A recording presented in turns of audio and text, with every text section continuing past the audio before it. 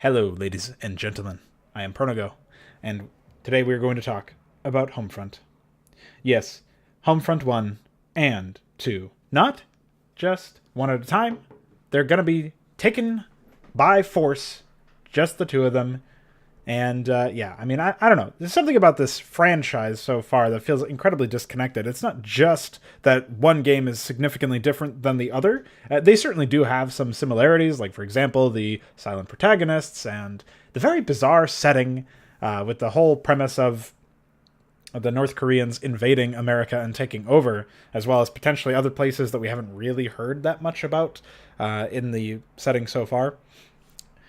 But, as bizarre as the setting is, and as stupid as silent protagonists are, it is a setting that has some potential, and it is interesting to think about how they could tell a story within these confines.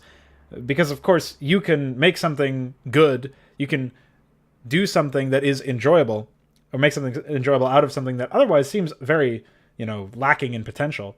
It really just comes down to your execution. And I guess that's another similarity that these two titles have, is that their execution was all over the place. Now, the first game felt very rushed, and that's just because it was only 4 hours long. If you stopped and smelled the flowers, there's really not that much content in the game, and it feels very railroaded. You don't want to stop and smell the flowers in that game at any point, because the developers didn't want you to, very obviously. And as a player, you're taking that cue, the idea that you're constantly being pushed forward in this linear path between you and the end of a mission or a chapter or whatever, typically just the end of the game, because they were just trying to tell a very linear, railroaded story. And the fact that you could even move around dynamically is a shock to me in the light of the fact that everything seemed so railroaded. And in fact, there were a couple of bugs that we encountered as a result of moving through areas too fast and stuff, so...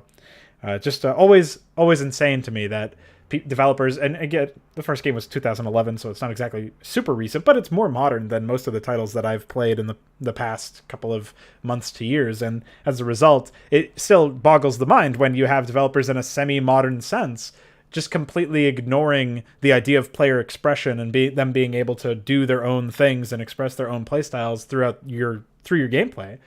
Using your game essentially as a canvas, if you want to use that analogy, although it does get kind of tiring, I'm sure. Now, the problem here is that, at least in the first game, you really were only expected to take the beaten path, right? Literally, the beaten path was the only path available to you.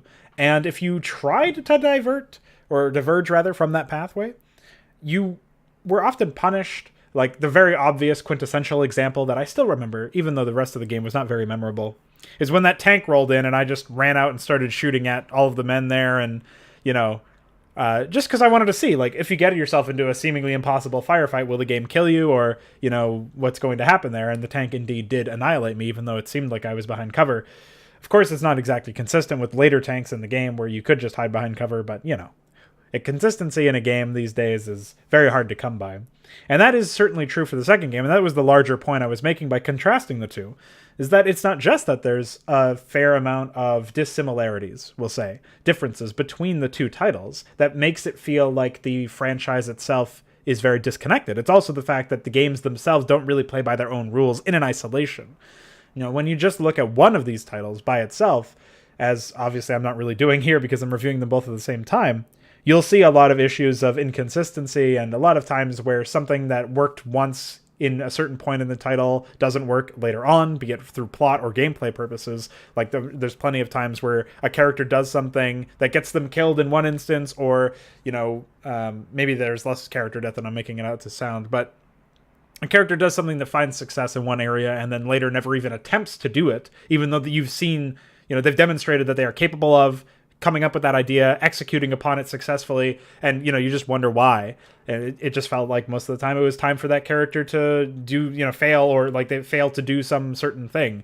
Also, just the general choreography was completely unbelievable and destroyed any immersion, especially the scene in the second game towards the end where your boss character, who's been leading the revolution throughout most of the experience, got annihilated by a bunch of soldiers. And the way that happened was him standing in front of the door as it opened.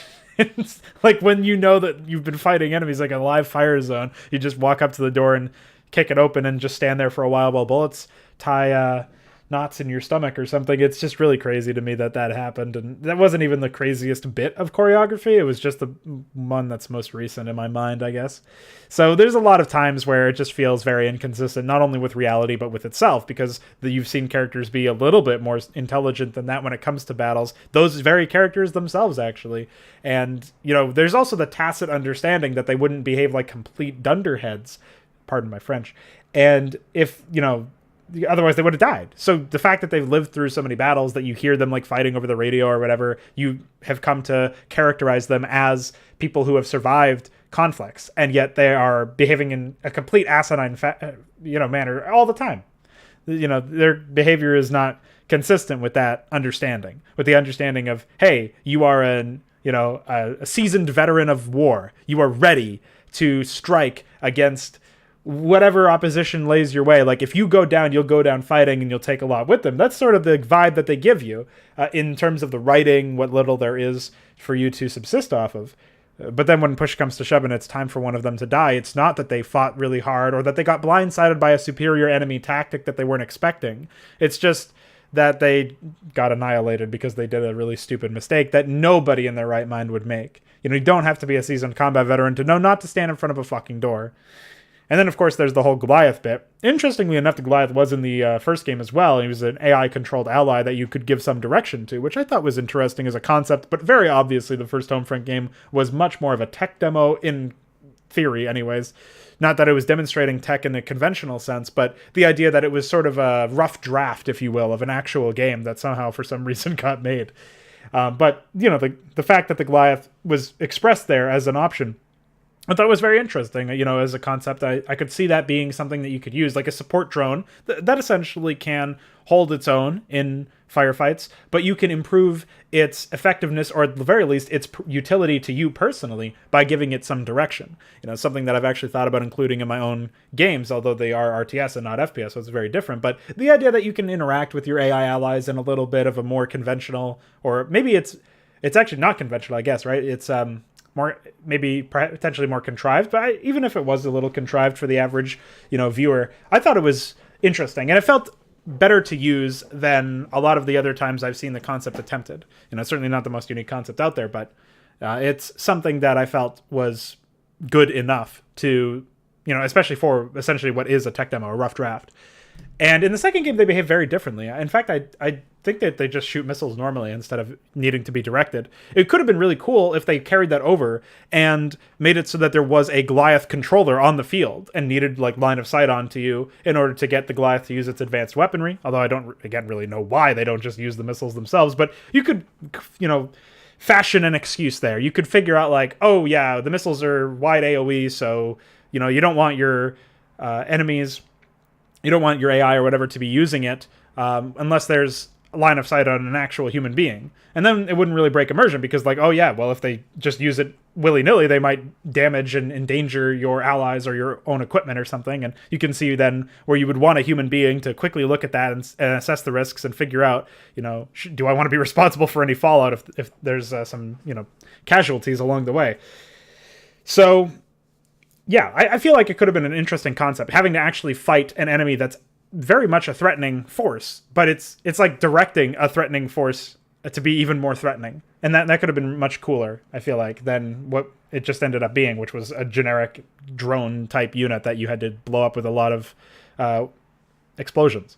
It was very different than what I was expecting it to be. Obviously, it had a lot of health in the first game as well, but the first game was mostly set pieces and on-rails stuff. So I didn't really think that the second game's Goliaths would be essentially just raid bosses where they had a bunch of health and took like 4 rockets worth of damage to take to actually get destroyed.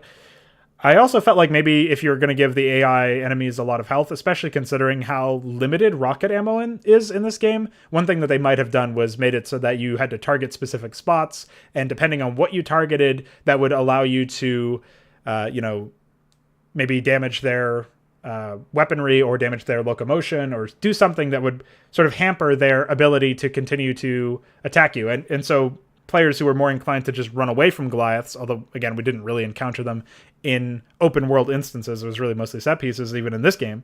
But if you were to consider them, conceptualize them as an open world enemy, players who were more inclined to run away from Goliaths than take the fight. Maybe they don't have enough ammo, or maybe they just don't like fighting them for whatever reason. Maybe they take out their wheels or whatever the fuck they use for locomotion. I think it was wheels. And once you do that, you slow them down or outright stop them and ground them, there until AI can bring in a technician or something to fix that. Which presumably would just mean that they would despawn based on the caliber of gameplay that I've seen in this game.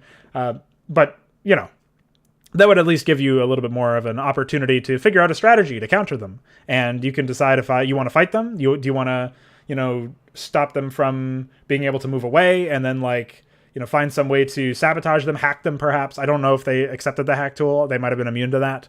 I never really bothered trying with most of the gadgets in the game. But it could have been interesting there, especially if you think of it like, one of the main set pieces of the entire game is getting one of these Goliaths. And it's just bizarre that you never try to again, or that they didn't make that a little bit more of like a regular occurrence where, yeah, you get a Goliath, and yes, they are formidable, but you see how many Goliaths there are in these like cutscenes and stuff. You'd think that there would be a way for you to, as the player, decide, maybe I want to hunt down and secure a bunch of Goliaths, so I'm going to damage some non-essential parts or, whatever, so that I can hack them, ground them so I can hack them, and obviously you have to kill the drone controller in that case, if you were to go with that idea. And then, you could start to see where it could slot in organically as an open world concept, instead of being so powerful that it has to be relegated to set pieces, which I believe we saw all of 2 instances. Using it as an AI ally, you didn't really use it directly like in the first game. It just was autopiloted by some multicultural warrior. And, whatever, that's fine, I guess, but it's certainly not as exciting and engaging of a concept as the original. And it's one of the cases where the original was actually better, which is kind of surprising. And I would have far preferred the original's take on it, where you have to be the drone controller in that sense, or somebody has to be the drone controller, even if it's not you. And, if that had happened, that would have suited open world gameplay a lot more, I think. And just the idea that there could be multiple different roles of enemies, like obviously your enemy types were snipers, and then you had like the flame tank guys that just blew up all the time. I don't know why. And then, whoever else you would have, like the heavies and stuff. Imagining a world where you would have more access to more kinds of equipment to actually decide what kind of unit, quote unquote, what kind of role or class do I want to personify, that would suit a lot better, I think, with the open world environment. It makes sense because you're scavenging for tech a lot. You're not really the most well-funded group. And sure, there's some weird reason why you can't use most of the Apex technology for like some lore reason that justifies that. But surely you could find some way to repurpose it. I mean, half of the set piece bit was repurposing that Goliath, which is certainly Apex technology. So it clearly is something that you could potentially do. Maybe you could hack in and repurpose some of the Apex rifles or something, and have access to something like that where you could finally use their ammo, and you could finally, have, maybe it's just that for whatever reason, I don't know how you would justify this story-wise, but you could have some way to make it so that those guns were less impactful or less powerful than the homebrew ones that you were able to make as part of the revolution. But obviously the trade-off is you almost never will run out of ammo, because there's plenty of it on the fallen enemies. And that could potentially work. But instead they just made it so that they had this weird long Assassin's Creed loot box thing, not loot box, but looting mechanic, where you had to hold a button and loot instead of just being able to grab it and pick it up like any other shooter, which would have been a lot more reasonable, I think. I did enjoy that the game was first person. A lot of the open world games I've played have been third person, and typically it just doesn't feel as intimate for some reason. Maybe it's just that I like first person shooters better than third person shooters typically, but yeah, I thought that added some personality.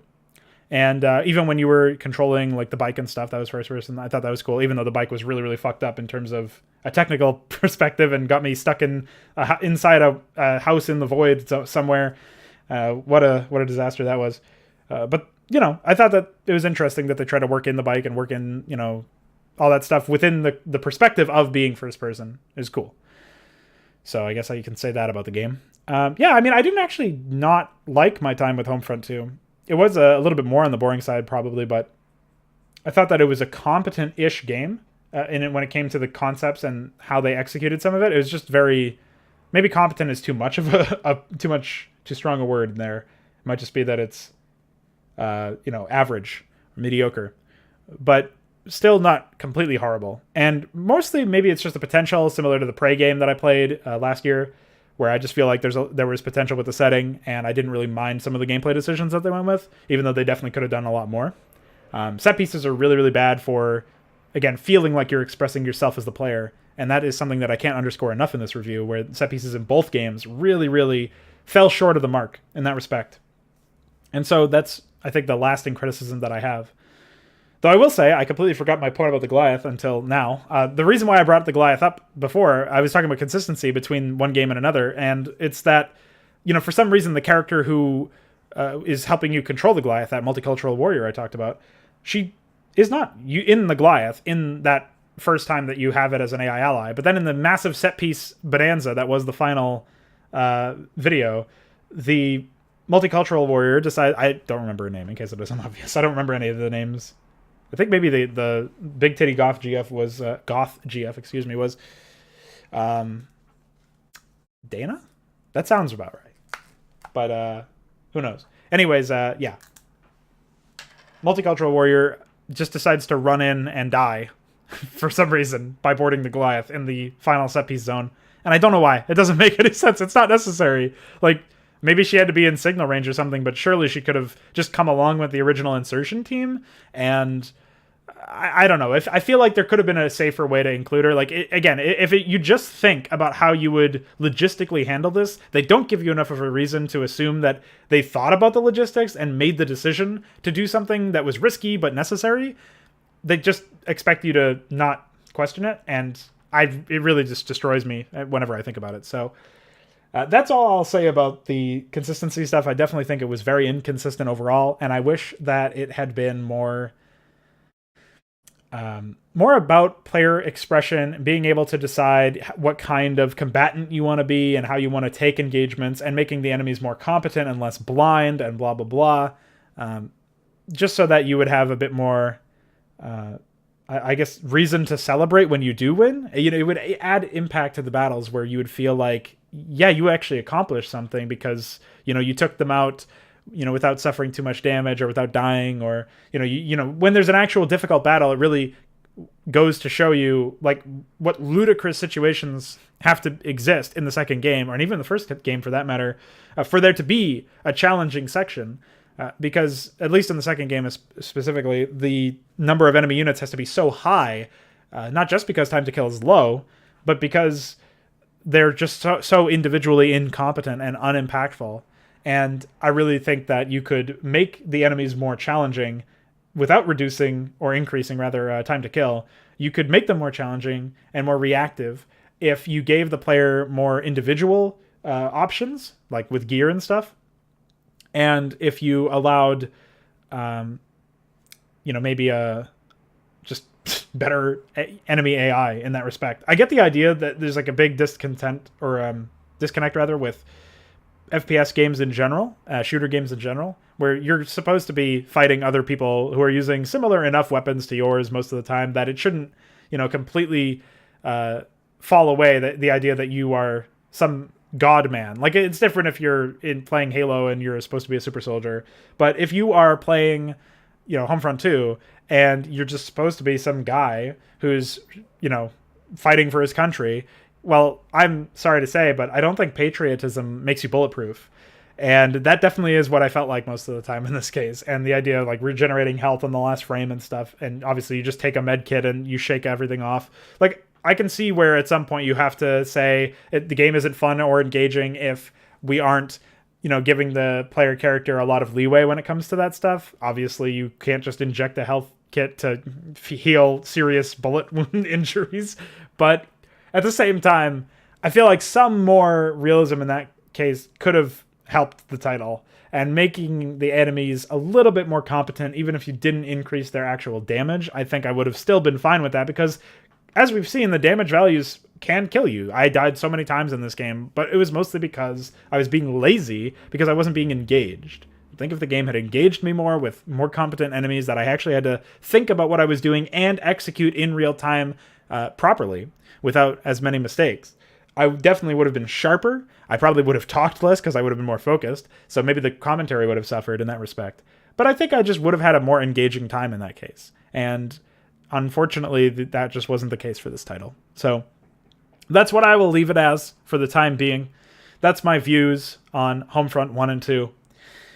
And generally speaking, it was an okay experience. It definitely, maybe the second game overstayed its welcome if all it was going to do was end on a bunch of set pieces. But aside from not really being able to express what I would have liked to express in terms of my playstyle, I don't really have any major, like, complaints. I guess it does bear repeating that the graphics of the second game were all sorts of fucked up. So many issues with lighting. It was completely incompetent in terms of its presentation of that. I almost forgot about that, actually. That's like the most notable thing about the second game, because you just can't get over just seeing stuff pop in. And there are many instances, even when, like, clearly they were struggling to optimize the engine, not only because of my frame rate, but also because of the fact that, you know, you just see enemies disappear in some of the larger areas. They would just despawn right in front of you, which is insane and seems like a really major bug. But it had a very topsy-turvy development cycle as far as the developer's editorial note there at the end, at the beginning of the credits. So not much surprise, I guess. But it's over now, and maybe the third game will be in better shape whenever it comes out. They always come in threes. 3. Fuck, that game ended in 3. I just forgot about that. Well, let that be the last thing you remember about this title, man. It ended with 3 blimps, 3 SAM launchers, and each SAM launcher firing 3 rockets to destroy those blimps. 3. So see you for Homefront 3.